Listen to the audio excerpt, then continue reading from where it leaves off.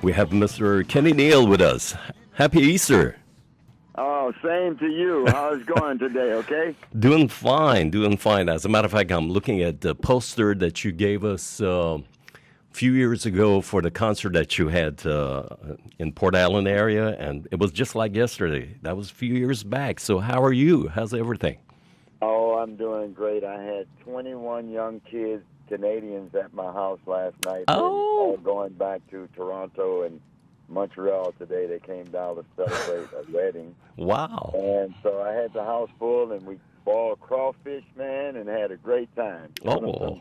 Louisiana hospitality. Well, as a matter of fact, very appropriate. While you were talking about this, I was just featuring you playing your really nice syncopated funky number, Louisiana Stew. Oh, yeah. You remember that? Oh, yeah. I know it well. I know it well. Well, ladies and gentlemen. A little bit of everything in that, too. Well, ladies and gentlemen, we have Grammy-nominated blues artists, well-known worldwide. And, I was thinking about you, and I saw that you were a recipient of Bill Brunzi Award in Paris. Tell us about that. Well, that was the first award I ever won. Wow. Okay. Yeah. And I never really knew about him. Right. And so when I won his award, I went back and did my research. Oh, my goodness. I was like, wow, I'm honored.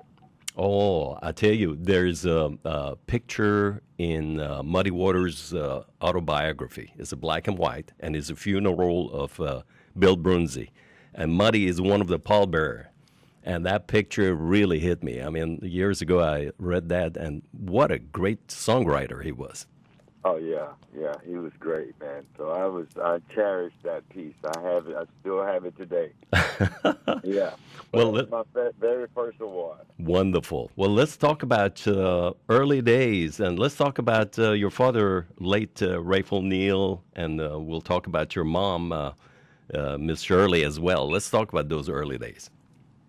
Well, when I turned about 6 years old, my dad used to take me out with him at them little juke joint Sunday and Saturday matinees. Oh.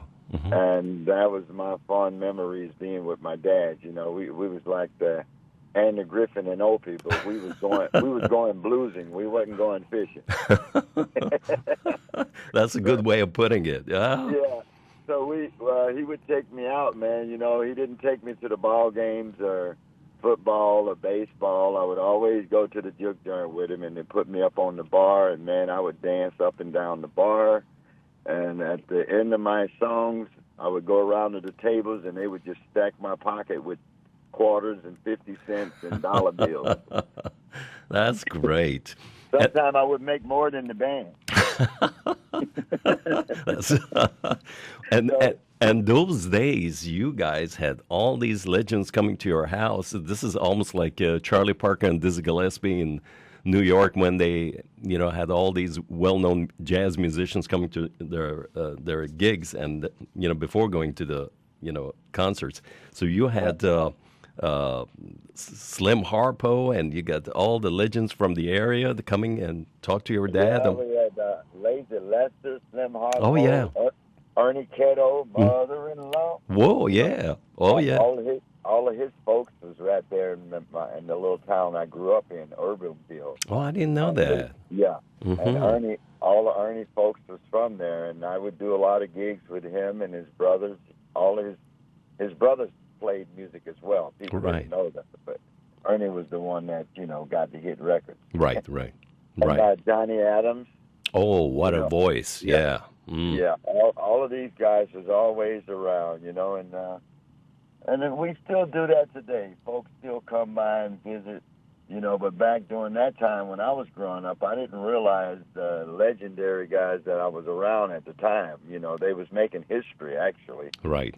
During that time, Slim Harpo was one of my favorites, because I knew all the musicians and I knew him. I wasn't too fond of him when I was a kid because he locked me up in his musical trailer one day. He was taking the equipment out, and he told me, he said, look in there and see if any equipment left. And when I walked in, he closed the doors on me, and it went pitch dark. Oh, my. Mm. I freaked out. So that's how I got my first harmonica from him. He was really trying to quieten me down.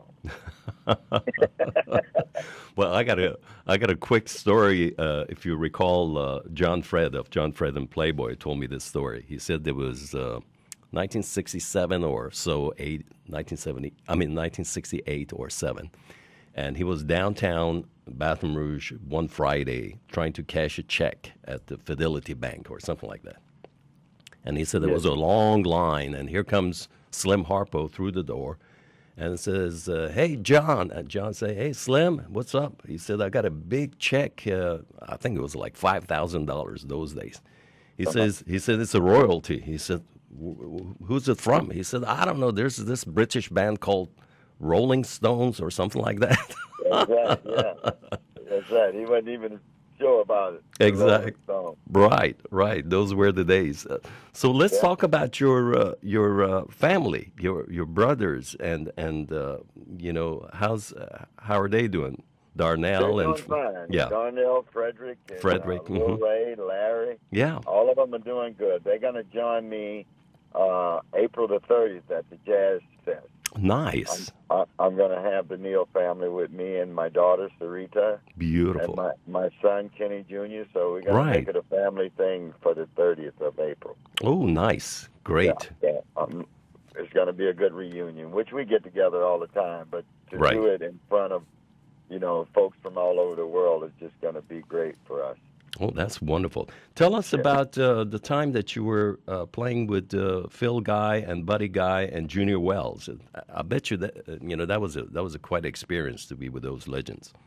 Well, I got that gig. I was playing music on a Friday night in Baton Rouge, and I was only 19 years old at the time. Mm-hmm. And Sam Guy, Buddy Guy brother, who we just passed away recently. He came in the club and put a piece of paper in my top pocket, and it was saying, "Call Buddy Guy call Buddy Guy right away. He's interested in you joining his band." And I couldn't believe myself when I saw the note. So I went to the payphone and called him collect. He answered the phone and said he needed a bass player at Antone's on Wednesday. Tuesday night, the following week. Mm-hmm. And, I had never left home before. So I had to talk to my parents and let them know that my daddy was all for it, but my mom was not. Mm. But I jumped a Greyhound bus that Monday. And he told me to pack the suitcase. I wanted to say, "What suitcase, man?" I'd never been anywhere before. So I jumped a Greyhound, and I met him at Antone in Austin, Texas. Wow. That Tuesday. And I was a little nervous about, am I going to make the gig or what? Well, they started calling out all of these songs that my dad and Slim Harpo and Lazy Lester them had been playing for years. Oh, wow. So it was like throwing the rabbit in the briar patch. I was at home, man. I knew all the songs. I knew the feel of the music. I was familiar with the music, so my dad had really groomed me. Great. I was ready for it.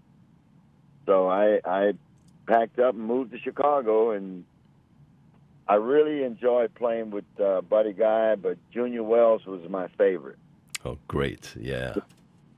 Yeah, he was my favorite guy. When he come on stage, it was like everything just light up because of his feel and his groove that he had, But it was a good experience. I learned a lot, man. I learned that our Southern clothes didn't work in Chicago too. I can imagine that. So he had to take me to Chi-Town and get me some real heavy clothes, But So it was a good experience for me, and it taught me a lot, and it made me want to be able to become my own front man as an artist. So I started to get interested in writing my own music and, putting it all together and getting my resume and all of that stuff with that I didn't know about when I was down here in the South. But when I moved up north, it taught me a lot. So you left them in 79, something like that? No, I left here in '76. Oh, 76, okay. 1976 when I joined Buddy Guy. Yeah, but you left them, you started your own, basically. No, I started my own band, my own thing in early '80s. Oh, okay. 82. Mm-hmm. 82, 83 is when I started to develop the Kenny Neal Show. Right, right. Yeah. And you recorded on all the top blues labels, from Alligator Records to Telarc to Blind Pig, and those were the... Yep. And then Rough Records over in Germany. That's right. That's right. Yeah. Is that the same label that our colleague also from West Baton Rouge Parish records, Larry Gardner? Yeah. Yeah. Yeah. I think Larry with them years ago. Right. Right. So tell us about the radio, those days. Rodney Jones on WXOK, that was a powerhouse. I remember I used to listen to him, and he was one of my mentor. As a matter of fact, he did his last show about 3-4 months before his passing on WBRH on my show, and we taped it, and I still cherish that session. He was something else. Tell us about him. Well, Rodney, he broke a lot of artists back in the days. Yep. Him and Span the Man. Mm-hmm, mm-hmm. It was the two of them together back then in Chicago. And when they would play, they was the only syndicated show that was playing that style of music back then. Correct. So when you got your record played by Rodney Jones, Span the Man, you instantly a star. Yeah, that's a stamp of approval. Yeah. So when he moved to Baton Rouge, actually, Rodney was responsible for my career today, because he gave me the money to go back to Toronto and get my master tape. And we took one song from that master, Changed My Way of Living, which was the song my dad had wrote. And we put it out on a 45, and Rodney started spinning it on WXOK, and then we shipped it down to Bob Soulman Shire down in Orlando. Oh, yeah. And that's when the guy Bob Greenlee from King Snake Records heard me on radio and came down here and scouted me and my dad out and brought us back to record. So nice. Rodney played a big role there. He also christened my baby daughter. Oh, okay. Great. Yeah. So we had a close relationship. A lot of people, they don't know about Rodney, how big he was. He was, if you recall, they gave him the job to be host of Soul Train, and he said, I don't want to go to L.A. And that's amazing. I mean, his voice was something else. Oh, yeah, he was amazing, man. And he knew how to break a song, Mm-hmm. He knew how to do it. Absolutely. Let me play a little bit intro of your father, Rayful Neal's, one of my favorite numbers, Someday, and then we'll talk about that. Hold on a second. Okay. Let me go ahead and play it. What a beauty, huh? Yeah, it's funny you played that song, man. I never told this story before about that song. Yeah. Oh, this is what happened. It's the first time anybody ever heard it. Ooh, tell us. I recorded that song, and I was in the middle of putting the album together, and I played my dad the demo. Uh-huh. And he and Rodney Jones again. My dad said, man, I really like Someday. And I was in Florida recording, working on my record. I came back. My dad had recorded it, and Rodney Jones was playing it all over the station. Ooh, wow. They beat me to it, man. They made a joke out of it. It was funny to them. I'm going, that ain't funny, man. I was putting it on my record. So if you look it up, Kenny Neal, you'll hear my Someday as well. Right, correct. Man, that was so funny. They beat me to the punch, bro. Oh, old school guys. They recorded it, and Rodney immediately put it on air. And my dad, people just loved it all over the South here, Oh, it's a beautiful number, and it has such a nice groove.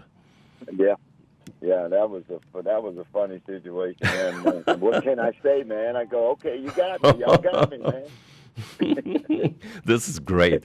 We're talking about this genre of blues that you guys started, swamp blues. Tell us about that, how it started, and it has such a beautiful signature and sounds to it. Well, it came from that mixture of Clifton Chenier Uh-huh. and the guys who was coming from the northern part of the country out of Mississippi that settled down in that area in Baton Rouge here. Right. And it's a mixture. And then when Slim Harpo them came along, then they started putting that vibrato, Uh-huh. tremolo feel to it.